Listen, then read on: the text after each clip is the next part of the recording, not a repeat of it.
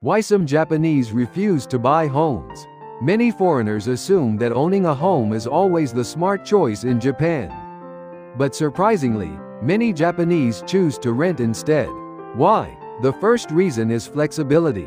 Life changes. People change jobs, get married, get divorced, or move to different cities.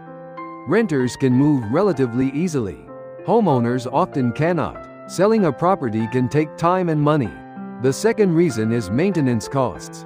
Many buyers focus on the purchase price, but owning a home means paying for repairs, maintenance, and replacements for decades. These costs can add up to thousands of dollars over time. The third reason is natural disasters. Japan faces earthquakes, typhoons, and floods. Insurance may help, but it does not always cover the full cost of rebuilding.